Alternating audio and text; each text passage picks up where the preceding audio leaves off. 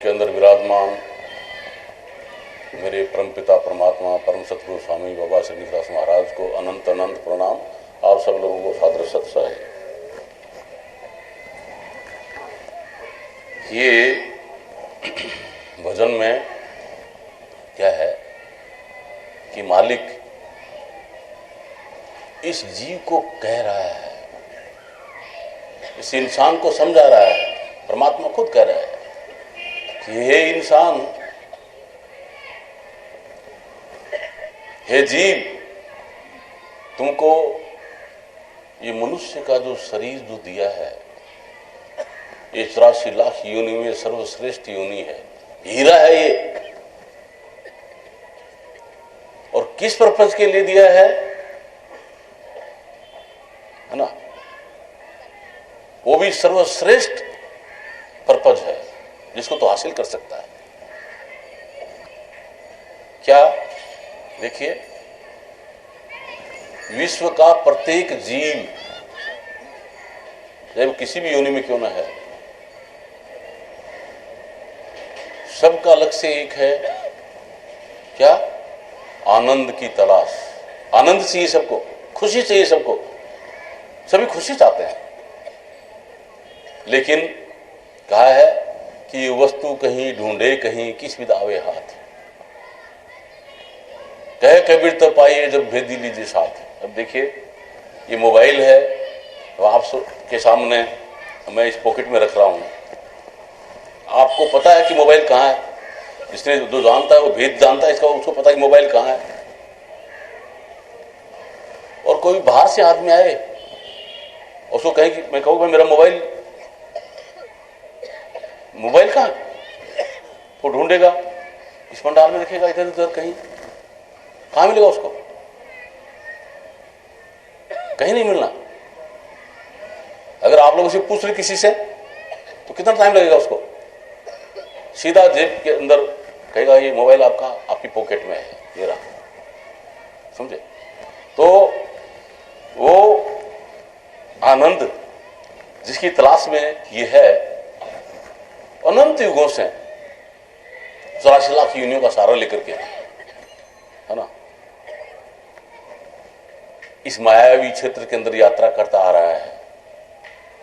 लेकिन आज तक इसको उस आनंद का लवलेश भी नहीं मिला, क्योंकि जहां पर ये उस आनंद को ढूंढ रहा है वहां पर वो है ही नहीं।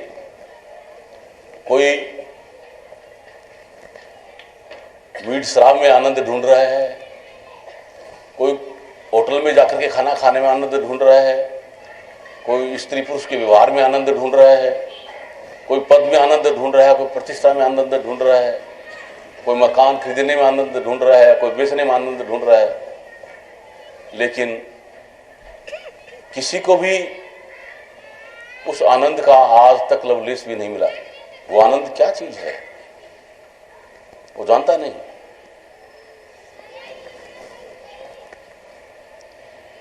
प्रत्येक जीव परमपिता परमात्मा का ही नूर है और परमात्मा स्वयं परमानंद है। इसलिए प्रत्येक जीव आनंद ही चाहेगा, आनंद ही चाहता है। तो जिसका अंश है वो उसी को चाहता है ना। अब जो बच्चा है, जिस माँ का बच्चा है, जिस माँ का वो अंश है, उस बच्चे को यहां छोड़ो, इतनी बहनें बैठे, किसी पास नहीं जाएगा। वो अपनी माँ की गोद में जाकर तुरंत बैठेगा, ये उसका अंश है। तो ये जो शरीर है ये प्रकृति का है, ये माइंड है, ये माया का है, ये जीव परमपिता परमात्मा का है। तो शरीर और जो माइंड है, ये शरीर प्रकृति में जाके बैठता है, मतलब इसके अंदर 5 तत्वों का बना हुआ शरीर है। आकाश है, वायु है, अग्नि है, जल है, पृथ्वी है, और इनकी प्रकृति होती है। आकाश की काम है, क्रोध है, मद है, लोभ है, मोह है। इसी तरीके से 5 तत्व की अलग अलग 5 प्रकृति होती है, 25 प्रकृति है। तो इस शरीर के अंदर जो प्रकृति प्रकट होती है वो वहीं पे मौजूद होता है। काम की प्रकृति मौजूद होती है तो काम वासना में जग जाता है। क्रोध की प्रकृति मौजूद होती है तो क्रोध में आग बबूला हो जाता है। जब इसके अंदर अपने अहम को ठेस पहुंचती है तो अहम को एकदम जबरदस्त जागृत करने की कोशिश करता है। लोभ जब आता है तो उसके अंदर पूरी तरह से धस जाता है, मोह है ना, जिससे मोह है उसकी तरफ लिपट जाता है। फिर माइंड जो है उसके अंदर क्या है, उसके अंदर रजोगुण है, तमोगुण है, सतोगुण है। तो ये माया का अंश है, माया से बना है। तो जब भी जाता है, जहां भी जाता है, जब भी बैठता है, माया में बैठता है, माया में जाकर के बैठता है, माया में जाएगा। और माया कुछ नहीं है, माया का नाम है भ्रम, शंका, भ्रम। ये भ्रमित हमेशा, कोई क्लियरिटी नहीं है कि शांत होगी या नहीं होगी। ये मन जानता है क्या? ये माइंड बता सकता है क्या शांत को हम जिंदा रहेंगे? शाम तक क्या क्या चीज होगी, किससे मिलाप होगा, कुछ नहीं जानता है ना। अंधकार का जीवन जी रहा है, भ्रम में है, कोई क्लियरिटी नहीं है। क्योंकि माया नाम उसी का है जो है नहीं, सिर्फ नजर आती है। माया नाम की कोई चीज नहीं है, वो सिर्फ नजर आती है। तो उस भ्रम में हमेशा भ्रमित रहता है। ठीक है। अब जीव को क्या चाहिए? जीव को परमात्मा चाहिए। वो परमात्मा आनंद है, समझे। लेकिन उसके ऊपर ये जो माया जिसको बोला अभी, ये जो भ्रम है, इस भ्रम का पर्दा पड़ा हुआ है। भ्रम का पर्दा पड़ा हुआ। क्या भ्रम का पर्दा पड़ा हुआ है? कि है तो परमपिता परमात्मा का नूर, चेतनात्मा, जीव, लेकिन अपने आप को ये शरीर मानता है, अपने आप को ये माइंड मानता है कि मूर्ख हूं, मैं विद्वान हूं, मैं धनवान हूं, मैं गरीब हूं, मैं काला हूं, मैं गोरा हूं, मैं स्त्री हूं, मैं पुरुष हूं, मैं बच्चा हूं, मैं बूढ़ा हूं। ये मानता है अपने आप को, है ना। इसके साथ में जुड़ करके, है ना, अपने आप को बर्बाद, दुर्दशा कर रखी है।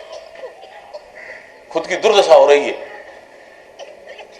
ऐसी हालत इस जीव की, है ना।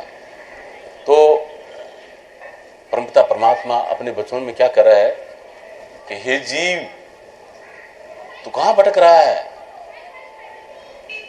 मेरी खोज कहां कर रहा है, कहां तलाश कर रहा है तू? कि रहता हूं हरदम मैं तेरे पास। अरे कि मैं तो हरदम तेरे पास रहता हूं, तू मेरे पास नहीं रहता। कि मैं तो हरदम तेरे पास में हूं, तुझे छोड़ कभी मैं जा ही नहीं सकता, और तू मुझे छोड़ कहीं जा ही नहीं सकता। जैसे सूरज है, सूरज की किरण है, और सूरज की किरण सूर्य को छोड़ कहां जाएगी? सूर्य से जुड़ी रहेगी। और सूर्य किरण को छोड़ कहां जाएगा? जुड़ा ही रहेगा, रहेगा ही। तो परमात्मा से आत्मा कभी अलग नहीं हो सकती, आत्मा से परमात्मा अलग नहीं हो सकता, समझे। लेकिन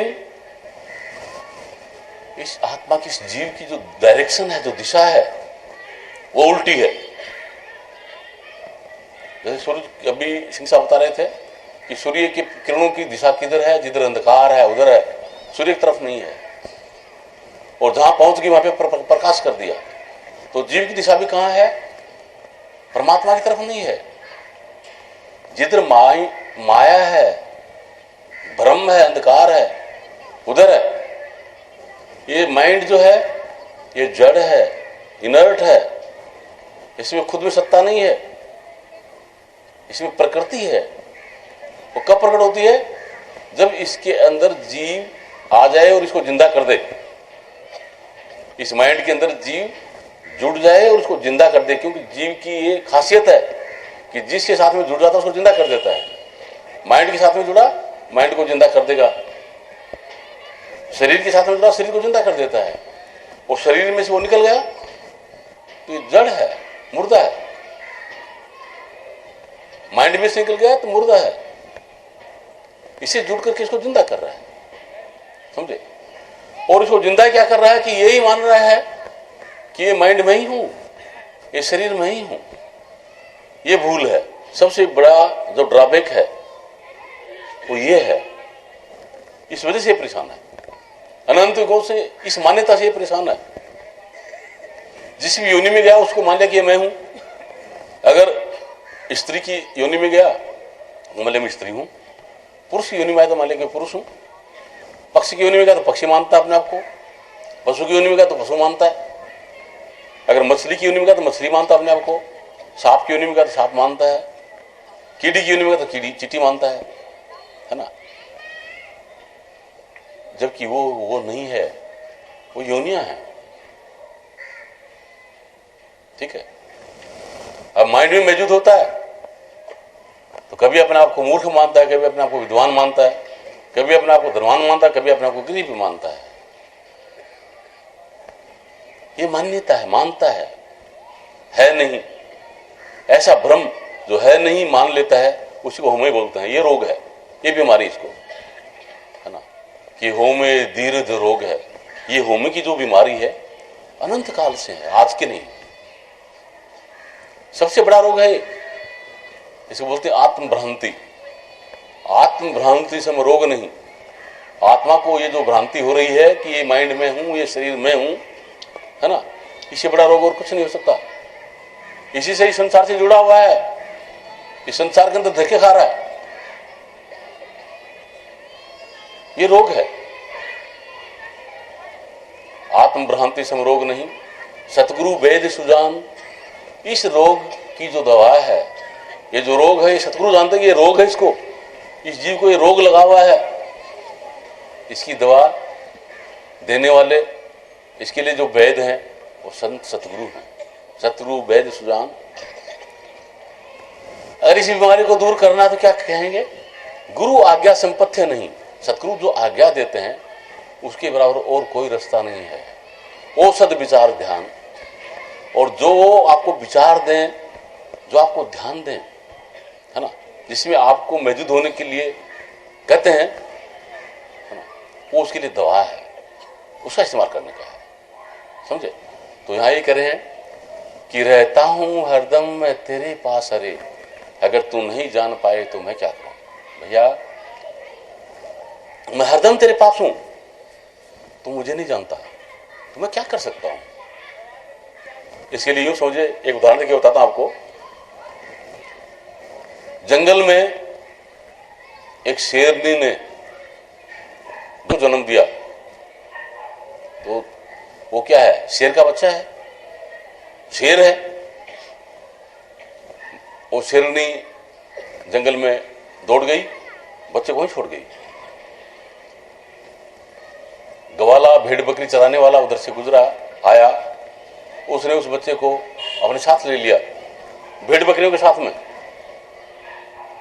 है ना, और भेड़ बकरियों का दूध पिलाता, उसको दूध पीता है वो। भेड़ बकरियों को घास चरते हुए देखता है, वो भी पनाह मारता है ना। यूं काफी दिन से उसके भेड़ बकरियों के साथ में, रेवड़ी के साथ में रह रहा है, और भेड़ बकरे मैं करते, वो भी मैं कर रहा है। एक दिन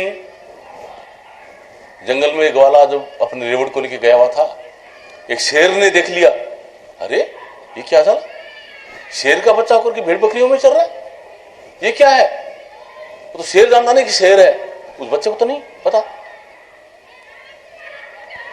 भेड़ बकरियों में चल रहा है। तो बोलो क्या कि वो शेर जोर से दहाड़ मारता है, दहाड़ मारते ही ग्वाला भी भग गया,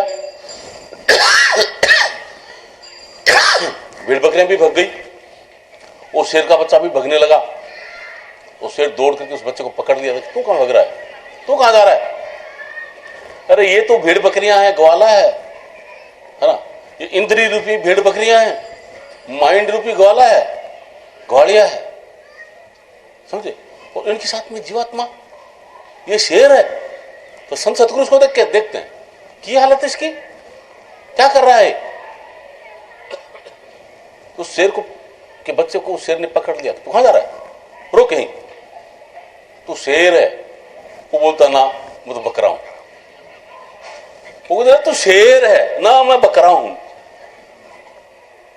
अच्छा, वैसे नहीं मानेगा ये। उसको पकड़ करके एक नदी के किनारे ले गए, ले जाकर देखा कि देख तू मुझे देख रहा है? बोला हाँ। अब बोली इस पानी में तेरी परछाई देख। देखा तेरी परछाई मेरी जैसी है या बकरे जैसी है? बोले है तो तेरी जैसी, आप जैसी है, मेरे जैसी है ना। हाँ। तो देखो मैं गर्जना करता हूं, तू भी गर्जना कर। तो वो शेर जोर से दहाड़ा। वो शेर का बच्चा तो था ही, उसके अंदर से भी जोर से दहाड़ निकली, उसके रोम रोम खड़े हो गए, बाल बाल खड़े हो गए सब, है ना। तब बोलता है कि मैं बकरा कैसे हो गया था। वो बच्चा बोलता है कि मैं बकरा कैसे हो गया था। बोल तो बकरा नहीं हो गया था तो शेर, लेकिन भेड़ बकरों के साथ में रहते रहते अपने आप को ये भ्रांति हो गई थी, तेरे को ये भ्रांति पैदा हो गई थी कि तू बकरा है ना। शेर है, शेर था, शेर है, समझे। तो उस हिसाब से ये इंद्रिया रूपी बकरियां हैं, भेड़ बकरियां हैं, ये माइंड रूपी ग्वाला है। और अनंत काल से ये जीव इन इंद्रियों और माइंड के साथ में रह रहा है और अपने आप को एक शरीर मानता है कि मैं ये शरीर हूं, ये वेद प्रकाश हूं मैं। ये वेद प्रकाश नहीं है, ये शरीर का नाम है, तुम्हारा नाम नहीं है ये। ऐसी इसकी मान्यता पड़ गई, ऐसी भ्रांति हो गई इसको, है ना। तो सतगुरु रूपी शेर इसको पकड़ते हैं पहले, है ना। सतगुरु रूपी शेर आते ही भेड़ बकरियां इंद्रियां सब भग जाती हैं। वो सतगुरु रूपी शेर कहां है? वो अंतर ज्योत निरंतर वाणी हर इंसान के अंदर, चाहे वो स्त्री है, चाहे पुरुष है, चाहे बच्चा है, चाहे बूढ़ा है, चाहे हिंदू है, चाहे मुसलमान है, चाहे सिख है, चाहे ईसाई है, चाहे ब्राह्मण है, चाहे क्षत्रिय, चाहे वैश्य, चाहे शूद्र है, चाहे हिंदुस्तानी, पाकिस्तानी, इटली, ईरान, इराक वाला कहीं का भी क्यों ना है, चाहे मूर्ख है, चाहे विद्वान है, पढ़ा लिखा चाहे अनपढ़ है, गरीब चाहे अमीर है, बिना किसी भेदभाव के, है ना। क्या कह रहे हैं कि रहता हूं हरदम तेरे पास रे। अगर तू नहीं जान पाए तो मैं क्या करूं कि वो मालिक सबके अंदर विराजमान है, मौजूद है। वो कोई मंदिर में नहीं, कहीं मस्जिद में नहीं, कहीं गिरजाघर में नहीं, है ना। हर मंदिर ये शरीर है जिसमें राम रतन प्रकट होवे, नाम रतन प्रकट होवे। ये परमपिता परमात्मा का जो मंदिर है ये शरीर है ना। इसके अंदर परमात्मा प्रकट होता है, इसके अंदर परमात्मा मौजूद है ना। तो इसलिए क्या कहते हैं गुरु महाराज कि सब कुछ अंदर, बाहर नहीं। बाहर ढूंढे सो भूल भुलाई, सब कुछ तो आपके अंदर में है, वो परमात्मा आपके अंदर में है। और आप कहां ढूंढ रहे हो? मंदिरों में, मस्जिदों में, गुरुद्वारों में, गिरजाघरों में, है ना, तीर्थ में, व्रत में, पता नहीं कहां कहां ढूंढ रहे हो, है ना। तो संत सतगुरु क्या कहते हैं कि तीर्थ व्रत धर्म सब मन के, अरे क्या मथुरा क्या काशी, भटक फिरे खाली रह जाएगा अंत समय जो की फांसी। कि ये सब चीजें मन की बनाई हुई हैं, तीर्थ मन के बनाए हुए हैं, व्रत मन के बनाए हुए हैं, मथुरा काशी कैलाश, इनको धार्मिक स्थान इस माइंड ने बनाया है। ये मंदिर आपने बनाया है, ये मस्जिद आपने बनाई है, ये गिरजाघर आपने बनाया है, ये इस माइंड ने बनाया है ना।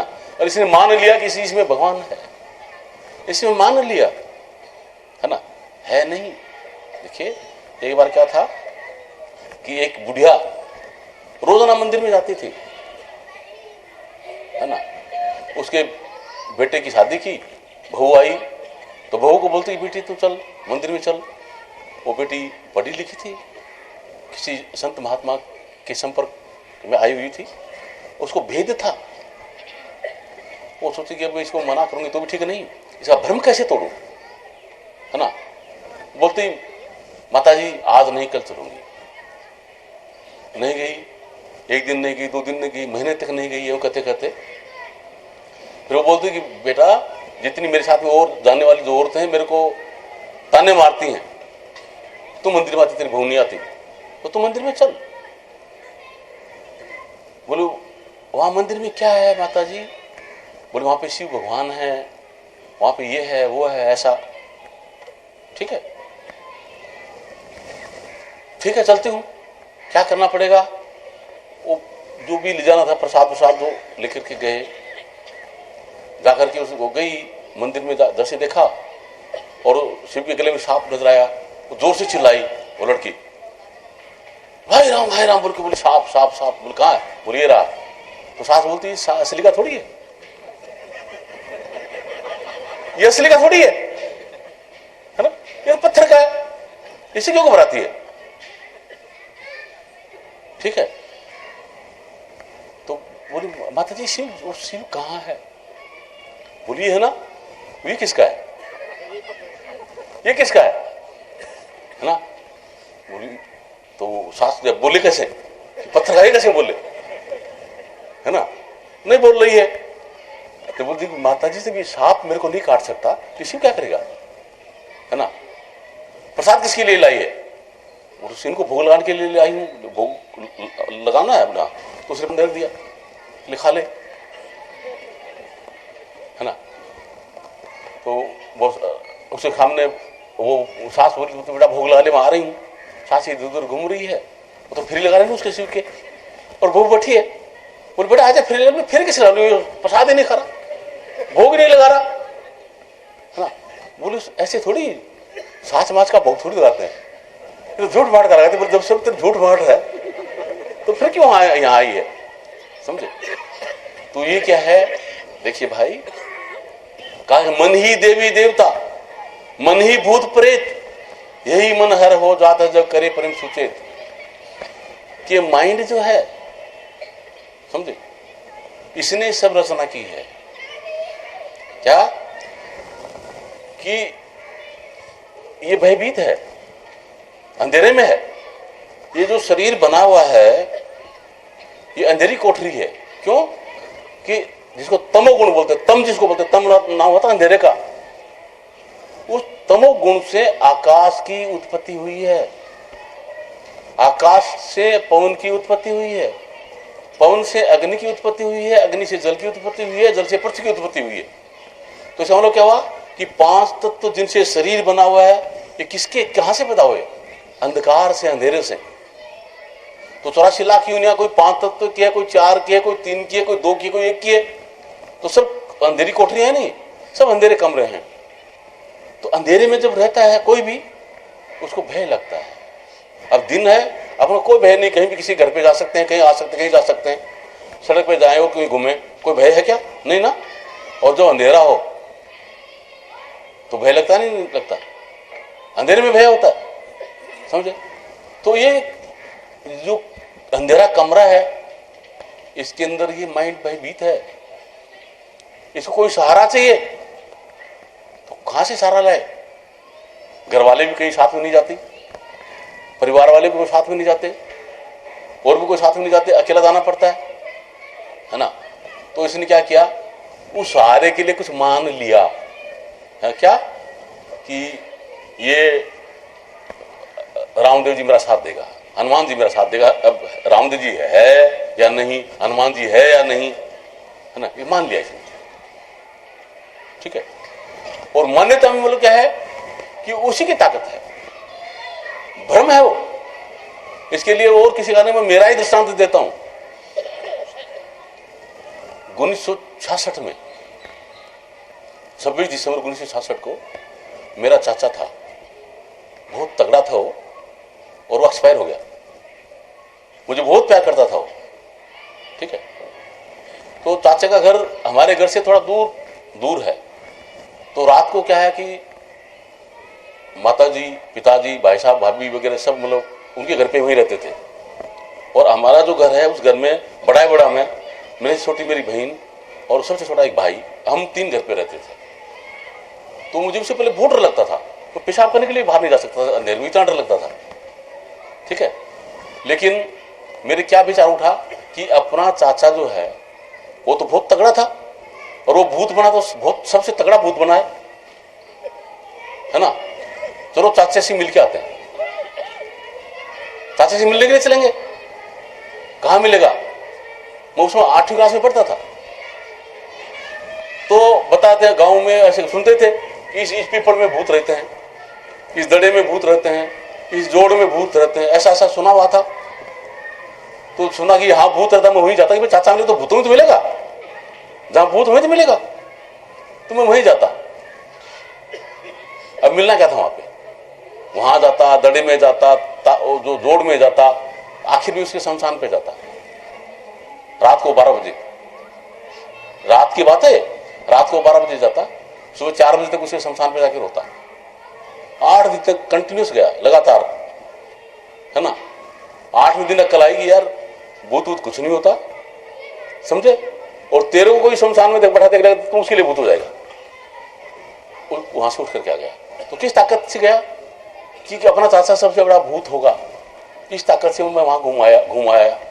इसी हिसाब से ये माइंड जो है ये मान लेता है क्या कि मुझे हनुमान जी का सहारा मिल रहा है, मुझे रामदेव जी का सहारा मिल रहा है, मुझे दुर्गा का सहारा मिल रहा है, मुझे काली का सहारा मिल रहा है, मुझे इसका सहारा मिल रहा है, ये सहारा मिल रहा है, ये सहारा मिल रहा है, समझे।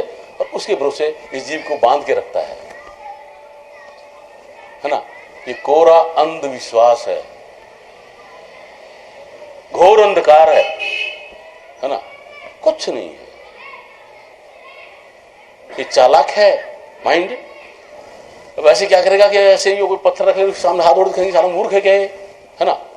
तो इसलिए उसने चालाकी क्या किया कि छीनी और हथौड़ा लिया, उसे तोड़ तोड़ के उसके अंदर मतलब क्या है कि पत्थर वही है, उसी पत्थर में मतलब क्या है कि अपनी मर्जी के हिसाब से कुछ भी निकाल सकता है।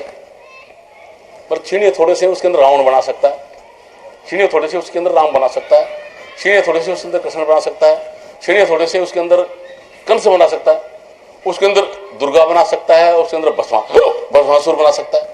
जो उसके अंदर की जो माइंड में क्या चीज बैठी हुई है ना, उस तरीके से उस पत्थर में घट सकता है। उसी हिसाब से ये माइंड घटता है, ऐसा घटता है, समझे कि ये राम है, ये कृष्ण है, ये रामदेव है, ये हनुमान है, ये माता है, ये प्राण है, ये पिता, कुछ नहीं, समझे। ये कोरा कोरा भ्रम है। और धर्म के ठेकेदार आप लोगों को खूब बेवकूफ बना करके आप लोगों को ठग रहे हैं, आप ठगत जा रहे हैं। भैया जो परमपिता परमात्मा है ना, अभी बताया कि सब कुछ अंदर, बाहर नहीं। बाहर ढूंढे सो भूल भुलैया, तो बाहर तो भूल भुलैया है। और जो रियलिटी है, वास्तविकता जो है, वो आपके अंतर में है ना। आप सच्चाई के साथ में, और जैसा संत सतगुरु मार्गदर्शन करते हैं, अपने अंतर में प्रवेश कीजिए। क्या? तो अंतर ज्योत निरंतर वाणी।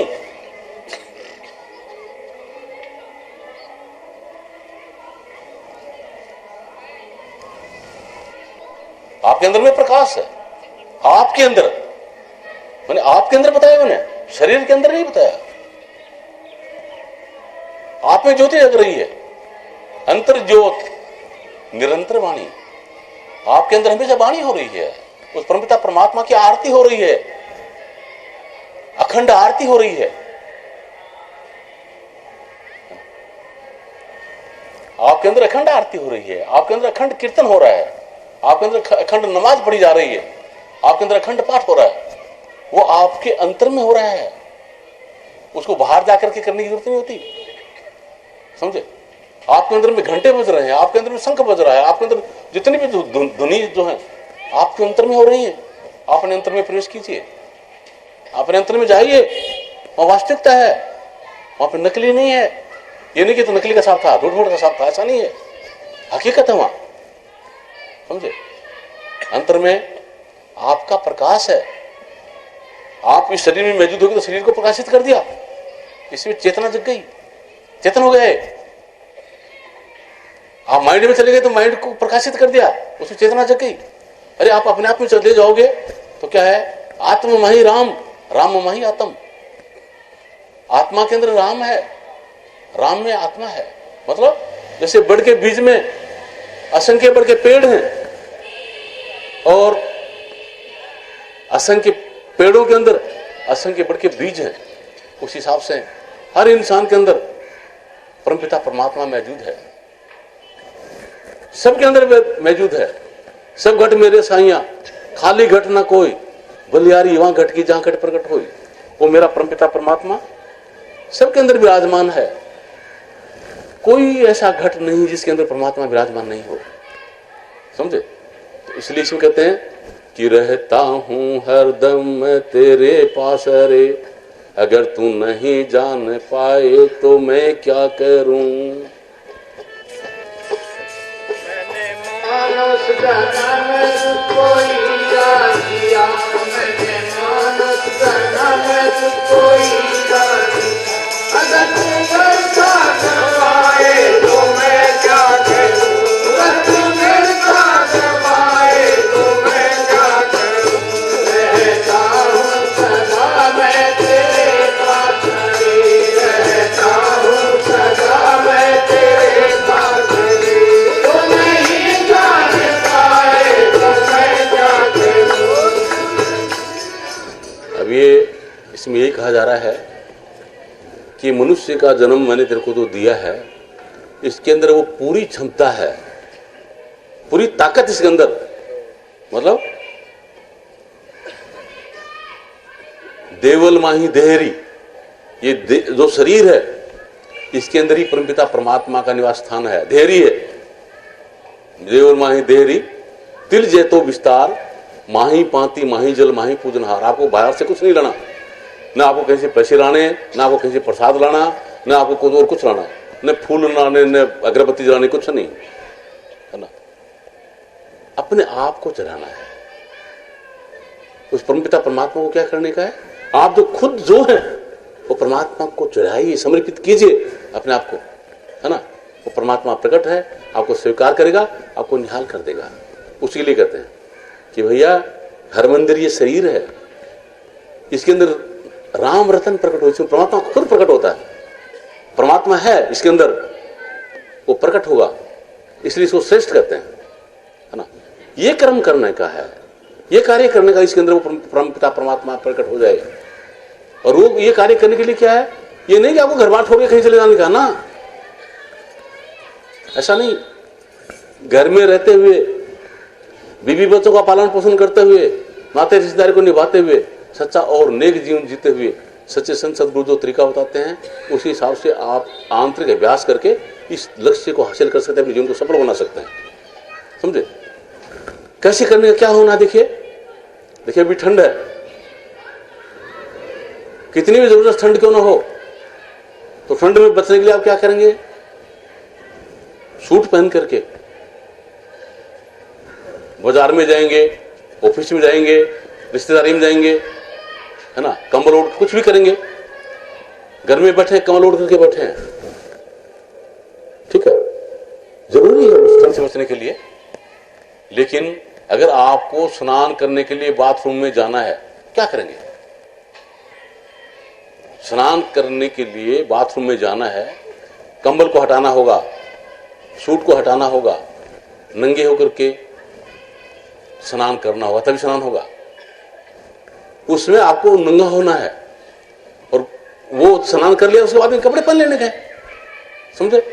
तो क्या है कि जब मालिक के जब भजन में जब बैठे, जब आंतरिक अभ्यास में जब बैठे, उसमें मकान को, दुकान को, बीवी को, बच्चों को, परिवार को, पद प्रतिष्ठा सबको भूल जाओ, छोड़ दो, है ना। स्नान करना है वो परमपिता परमात्मा के प्रेम के सागर में, उसे अथाह स्नान करो, है ना। अपने आप को तरोताजा करो, अपने आप को निहाल करो, और फिर अपना व्यवहार करो,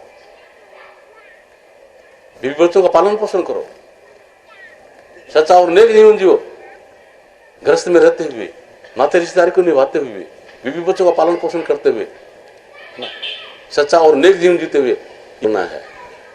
ऐसा स्नान है ना, जो जन्म जन्मांतर के जितने भी कालिख, जितने भी मैल चढ़े हुए हैं, जितने भी पर्दे इस आत्मा पे, इस जीव पे पड़े हुए पर्दे, मतलब भ्रम, वो सब दूर हो जाएंगे उसमें स्नान करने से, उस परमपिता परमात्मा के भजन में गोते लगाने से, जो अंतर ज्योत निरंतर वाणी के रूप में आपके अंदर मौजूद है ना, वहां गोते लगाने से क्या होगा? जन्म जन्मांतर के जितने भी जो मैल हैं, जितने भी जो कालिख है, सब दूर हो जाएगी, और आप एकदम उज्जवल हो जाएंगे, अपने आप की पहचान हो जाएगी। और जिसकी तलाश में आप निकले थे, क्या? वो परम आनंद की तलाश, वो परम आनंद आपको आपके अंतर में मिल जाएगा, और आप निहाल हो जाएंगे। ये इस जीवन का लक्ष्य है, ये इस जीवन का लक्ष्य है। इस लक्ष्य को इस जीवन में हासिल कर लिया, तो सब कुछ किया, नाम लिया जन सब लिया, सब शास्त्रन का भेद, बिना नाम नर के गए पट पट चारों वेद। इस नाम को हासिल कर लिया, उसका जीवन सफल है। बाकी चाहे कितने वेद पढ़े, पुराण पढ़े, कुरान पढ़े, बाइबिल पढ़े, कितने भी बड़े आप हाजिर फाजिल हुए, है ना, बोझ मर रहे हो, कोई फायदा नहीं, कुछ नहीं मिलेगा।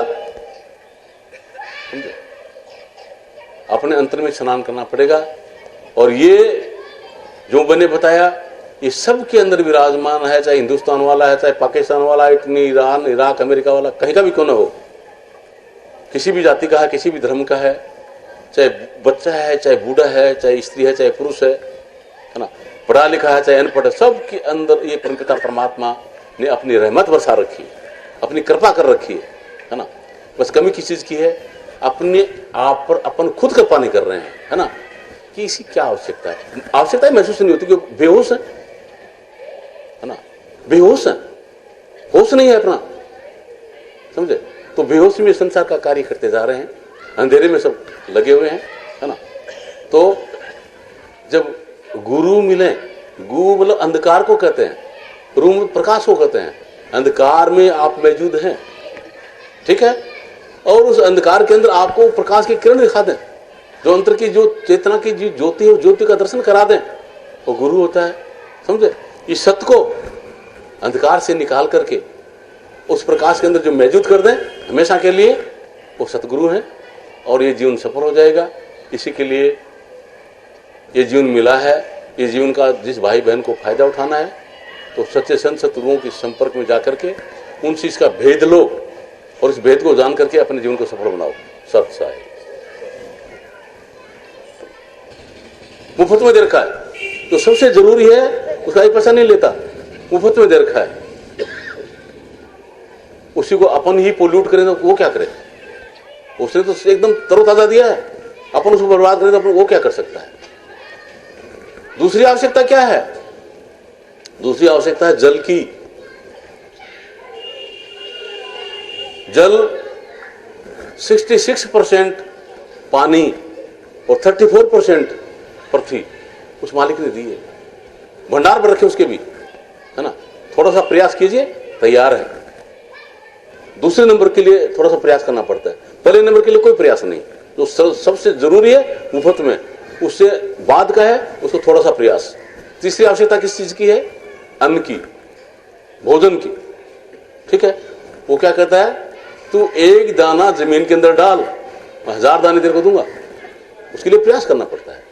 1000 दाने तेरे को दूंगा, कहां डाल, जमीन में, कढ़ाई में डाल के मत बोल के एक दाना में डालो कि हे महाराज 1 किलो नाच डाले है ना, आपको 1 क्विंटल बना दे। अब एक डालने का 1 क्विंटल कढ़ाई में कैसे बनाएगा वो, है ना। जमीन में डाले तो उसका 100 क्विंटल बना देगा, ठीक है। तो ऐसी झूठी प्रार्थना मत करो किसी से, अपना प्रयास करो, सच्चा और नेक कमाई करो, हक और हलाल की कमाई खाओ, ठीक है। और फिर कहा कि खाने को मन तेरे को अन्न दिया है, दूध दिया है, मेवा मिष्ठान सब पैदा किए हैं, जिसको खा करके तू जिंदा रह सकता है। जिंदा रहने के लिए जिस चीज की जरूरत है वो मैंने सब कुछ दिया है, लेकिन तेरे जीव के स्वार्थ के लिए तने मांस, अंडे, है ना, शराब आदि का इस्तेमाल करना तने शुरू कर दिया, जो तेरे को मतलब क्या है, इंसान से पशु बनाता है ना। गुरु महाराज कहते थे कि अवगुण कहूं शराब के, ज्ञानवान सुन ले, अरे मनुष्य से पशु करे और द्रव्य गांठ से दे। कि शराब के अवगुण क्या देखे, कि अवगुण कहूं शराब के, ज्ञानवान सुन ले, कि इस इंसान थोड़ी भी तेरे में समझ है तो समझ, सुन इसको, क्या मनुष्य से पशु करे। अब आप बिना नशा किए हुए हैं, उसमें आपकी बात मानने को सब तैयार हैं, और जब नशा कर लिया उसमें आप कुछ कहेंगे, कह रहे कीड़ है ना, तो मनुष्य से पशु हो गए। और कैसे हुए, अपनी पॉकेट से पैसे देकर के। इससे बढ़िया मूर्खता और क्या होगी, इससे ज्यादा मूर्खता और क्या हो सकती है, समझे। ये और दूसरा एक दृष्टांत कि मैं बताऊं आपको, देखिए एक फौजी था, वो 2 महीने की छुट्टी घर पे आया, उसके 2 लड़के थे। छुट्टी आया तो मतलब क्या है कि वहां से शराब वराब लेके आया था, अपने यार दोस्त उसके पास में आ जाते हैं। आ गए और घर वाले को बोला कि चलो मीट वीट बनाएंगे। 2 मुर्गे खरीद के लाया, है ना। बच्चे देख रहे थे मुर्गों, बच्चों के सामने ही, और छुरी लेके चाकू से बच्चों को, मुर्गे को काटा, है ना। उसकी फांकड़ी फाड़ करके जो चिकन विकन बनाया, शराब पी करके, और अपनी महफिल जमा रहे हैं। लड़के दोनों देख रहे थे, बच्चे थे वो। तो बड़े वाला लड़का छोटे वाले को ऊपर ले गया, बोला तुम मुर्गा बन, है ना, और मैं तेरे को काटता हूं। वो चाकू लाया, उस बच्चे की नाक काट दी, मर गया वो। जो से वो चिल्लाया तो उसकी घरवाली जो थी वो दौड़ के ऊपर गई, छत के ऊपर। देखा क्या हुआ, अरे इसने तो बच्चे को काट दिया। उसको होश नहीं रहा, उस बच्चे को उठाया, जोर से फेंका तो बोल के छत से नीचे गिरा, गिरते हुए खत्म।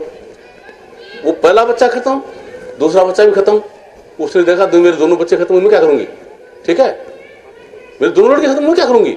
वो चाकू था, जोर से मारा आपके, वो भी खत्म हो गई, ठीक है, खत्म हो गई। जो जोर से चिल्लाए तो फौजी जो महफिल में बैठे हुए थे, वो बैठा हुआ था, वो आकर के ऊपर दौड़ के आया, देखा अरे ये क्या हुआ, ठीक है, बच्चे खत्म, घरवाली खत्म, मैं जी के क्या करूंगा, ठीक है, वो भी खत्म। तो ऐसा बुरा हाल करने वाला कौन है? हम खुद हैं, बेवकूफी है, समझे। तो अपने बच्चों को सच्ची शिक्षा दो, उनके सामने सच्चा व्यवहार करो, अच्छा व्यवहार करो, है ना, ताकि उनका जीवन सफल हो, उनके जीवन का विकास हो। उनके जीवन को बर्बाद करने वाले कार्य मत कीजिए। तो इसलिए कहते हैं कि भैया कि जो इस जीवन के लिए आवश्यकता है, इस जिंदा रहने के लिए जिसकी आवश्यकता है, वो मैंने तेरे को मुफ्त में दिया है ना। और इस जीवन का जो लक्ष्य है क्या, कि मुझे हासिल करना, तो मैं तेरे पास हूं, मैं हरदम तेरे पास रहता हूं, कि रहता हूं हरदम मैं तेरे पास रहे। अगर तू नहीं जान पाए तो मैं क्या करूं, मैं हरदम तेरे पास रहता हूं, अगर तू नहीं जान पाता तो मेरी क्या गलती भैया, तेरी गलती है ना। तो किसी सच्चे संत सतगुरु के संपर्क में जाकर के ये भेद जान करके अपने जीवन को सफल बना, ये संत सतगुरु परमात्मा का वचन है, ठीक है। ये जीवन बार बार नहीं मिलता, इस जीवन का सदुपयोग करो, इसका दुरुपयोग मत करो, समझे। अपने जीवन को सफल बनाओ। अब उपदेश तो जितनी मर्जी उतना देर तक किया जा सकता है, लेकिन अगर समझ में आ गया तो सार यही है। इसी सार को समझ करके अपने जीवन को सफल बनाएं, यही आप सब भाई बहनों से सादर प्रार्थना है। सत साई। भजन तो पूरा कर दे।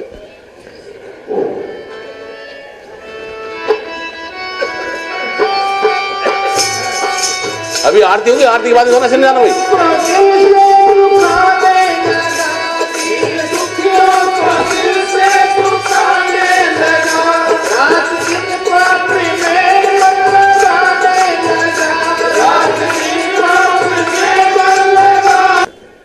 यही तो क्या होते हैं कि जो जिंदा रहने के लिए कमाते हैं, और कुछ क्या करते हैं कि कमाने के लिए जिंदा हैं, कमाने के लिए जिंदा रहते हैं। तो जो जीने के लिए कमाता है, ऐसे होते हैं संत सतगुरु। गुरु नानक साहब ने खेती की पूरी जिंदगी भर, किसी से दान दक्षिणा नहीं लिया। सतगुरु कबीर साहब ने जिंदगी भर कपड़ा बुन के अपना जीविका चलाया, किसी से दान दक्षिणा नहीं लिया। सतगुरु रविदास महाराज ने जूते बना बना करके अपनी जीविका कमाई, किसी से दान दक्षिणा नहीं लिया। तो जीने के लिए जो कमाते हैं वो संत सतगुरु हैं। कमाने के लिए जिंदे हैं उसमें देखिए कौन, सिकंदर, जिसको अलेक्जेंडर बोलते हैं, सिकंदर जिसको विश्व विजेता बोलते हैं, समझे। उसने कितने युद्ध किए, कितना धन इकट्ठा किया। आखिरी वक्त में जब शत्रुघ्न नदी के में आया, उसको बुखार आया तो वहां पर जो थे उनको बुला करके पूछता है, भाई मेरी मृत्यु कब है बताओ। तो लोगों ने देखा इसको बताएंगे तो मार देगा, है ना, क्या बताया जाए इसको। तो लोगों ने समझदारी से काम लिया, बोले महाराज आपकी मृत्यु कब है? जब जमीन लोहे की होगी और आसमान सोने का होगा तो मृत्यु की, तो मृत्यु कभी नहीं होने वाली, ये कभी होगा नहीं, और मेरी मृत्यु कहाँ होगी? अब वो सतलुज नदी को पार कर रहा था, रेतीली जमीन थी, पार करते करते उसको बुखार इतना बढ़ गया है ना, किसी एक कदम भी आगे नहीं चला गया और वही गिर गया, घोड़े से गिर गया। गिरते ही लोगों ने क्या किया कि वहां पे कोई पेड़ नहीं है, छाया वाया कुछ है नहीं, तो जो लोहे की काठी जो थी जिसपे वो बैठा हुआ था वो काठी नीचे बिछाई और सोने का जो छाता जो था उससे उसकी छाया की। तो उसने देख लिया, अरे भाई जो बात तो आ गई, जमीन लोहे की बन गई है, आसमान सोने का बन गया, अब तो मृत्यु होगी, मृत्यु अवश्य भावी है, ठीक है। तब वो क्या कहता है कि मेरी हार्दिक अभिलाषा है कि मेरी मां से मिला जाए, है ना, जितना मैंने दौलत कमाया है इसका मैं चौथाई भाग दे दूंगा, मेरी मां से मेरे को कोई मिला सकता है? कौन माई का लाल है जो सांस को एक समाज भी बढ़ा दे? सबने हाथ खड़े कर दिए, बोले आधा दे दूंगा, हाथ खड़े कर दिए, पौना दे दूंगा, हाथ खड़ा कर दिया, संपूर्ण दे दूंगा, हाथ खड़े कर दिए। तब वो रोता है, क्या कहता है कि हे मालिक मैंने क्या किया, कितनी माताओं के लाल सीने, कितनी बहनों को मैंने विधवा बनाया, है ना, कितने भाइयों का कत्ल किया, किसके लिए? ये समान के लिए, जो दौलत मैंने इकट्ठी की इसके लिए, है ना, और आज मेरे एक कोई भी चीज काम नहीं आ रही है, कुछ भी काम नहीं आ रहा है, हाय मैंने क्या किया, पछताता है। और फिर क्या कहता है, जो वहां पर तो मौजूद थे उनको कहता है कि भाई मेरा जनाजा जब निकले तो मेरे हाथ बाहर निकाल देना और दुनिया को बताना कि मैं खाली हाथ आया था, खाली हाथ जा रहा हूं, यहां से कुछ भी लेके नहीं जा रहा हूं, समझे। तो यहां पे चाहे अपन कुछ भी करें, कितने बंगले बनाए, कितनी विद्वता प्राप्त करें, कितना बड़ा पद प्रतिष्ठा प्राप्त करें, कोई चीज साथ में जाने वाली नहीं है, कोई चीज काम नहीं आएगी, है ना। या आप लोग अपने दिमाग से सोचिए, अगर राष्ट्रपति भी आप हैं, समझे, और जिस दिन मृत्यु का फरिश्ता आकर के खड़ा होगा कि चल यहां से कूच करना है, तो उसके अंगरक्षक उसकी रक्षा कर पाएंगे क्या? उसको बचा लेंगे क्या? है ना। वो तीनों सेनाओं का अध्यक्ष है, सेनापति वही खड़े हो, पूरी फौज वहां खड़ी हो, क्या उसको बचा देगी? वो कहेगी मैं तो राष्ट्रपति हूं, मेरे को कैसे ले जा सकते हो? कोई छोड़ देगा उसको?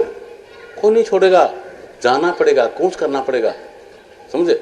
तो यहाँ का जो साज समान है वो यहाँ के लिए है, तो इसलिए सच्चा और नेक जीवन जियो, अपने हक और हलाल की कमाई करो। ये नहीं कि आप अच्छा पद प्राप्त मत करो, डजंट मैटर, है ना, लेकिन सच्चाई और नेकता से, ईमानदारी से जीवन को जियो और इस जीवन का जो लक्ष्य है उससे वंचित मत रहो। इसके अंदर वो परमपिता परमात्मा स्वयं निवास करता है, उस परमात्मा में निवास करना शुरू कर दो, ये जीवन सफल हो जाएगा। सत साहिब सुना भैया। राम मेरा तेरा तुझे करने से जो तू मन को राखते, राम करने से जो तू मन को राखते, राम करने से जो तू मन को राखते, मैं कहता हूँ आजा तू मेरी शरण, मैं कहता हूँ आजा तू मेरी शरण, अब तू ही ना आए तो मैं क्या करूं, जब तू ही ना आए तो मैं क्या करूं। अब इसमें क्या कह रहे हैं कि भाई कि तेरे जन्म जन्मांतर के जो पाप हैं उनको मैं तुरंत सेकंड में काट सकता हूं, अगर तू पाप करने से इस मन को डांट दे, रोक दे इसको। ये मन कभी नहीं रुकेगा, ये जो मन है ये कभी नहीं रुकेगा। इसको रोकने का जो प्रयास किया सब फेल हो गए, 84 हजार वर्ष तक तपस्या करके फेल हो गए, समझे। कैसा किया? वो योग कर रहे थे जैसे पंखा यहां लगा है, वो पंखा चल रहा है, मुझे हवा की जरूरत नहीं है, मुझे हवा नहीं चाहिए, तो क्या करूं? पंखे को मैं डांटना चाहता हूं, रोकना चाहता हूं, हाथ से ऊपर करूं तो हाथ कटेगा, बहुत सारे ऋषि मुनि के बेचारे के अंग भंग हो गए। अगर उसको लाठी से रोकने की कोशिश की, लाठी टूटे या पकड़ी टूटे, अगर रोक भी दिया, उसको पकड़ के खड़े हो गए, तो क्या पंखा रुक गया? नहीं, चालू है। वो छोड़ के देखिए, चालू है। तो इस तरीके से नहीं रोकने का उसको। किससे चल रहा है वो पंखा? पंखा करंट से चल रहा है। स्विच जो है जिसके थ्रू करंट आ रहा है उसको ऑफ करना है। तो इस माइंड को सत्ता देने वाला कौन है? आप हैं। आप अपने आप को माइंड से हटा करके मालिक में मौजूद कीजिए, अपने आप सब सही हो जाएगा। ये करेंगे, ठीक है? चलो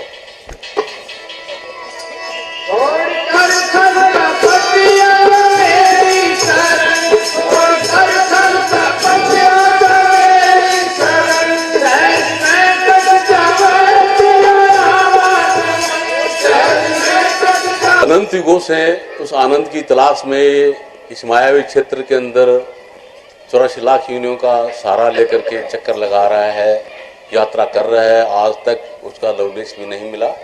तो कहते हैं कि भैया मैंने तेरे को समझ देने के लिए, है ना, सच्चे संत सतगुरुओं को यहाँ भेजा है ना। तो उनके संपर्क में आकर के वो जैसा कह रहे हैं उस तरीके से अपने जीवन को ढाल करके अपने जीवन को सफल बना ले, समझे? अगर तू नहीं करे, अभी नहीं करे, तो मैं क्या कर सकता हूं? और क्या कर चाहता तो मेरे से, है ना, कि मैं खुद तेरे अंदर बैठा। जिस योनि के अंदर तू मुझे जान सकता है वो शरीर दे दिया, मनुष्य का जीवन दे दिया, है ना। और जिस भेद को जो बता करके तुमको मेरे अंदर, मेरे पास पहुंचा सकते हैं, ऐसे संत सतगुरुओं को मैंने भेज दिया, उनके संपर्क में आ गया। और तू क्या चाहता है? फिर भी तू नहीं आए तो तू जाने, तेरा काम जाने, चला गया, हो गया। सत साहिब अब आरती करो, रंग प्रसाद सतगुरु मेरे सतगुरु रंग बरसायो सखी, रंग गई रंग में सतगुरु के शायद रंग बरसायो सखी।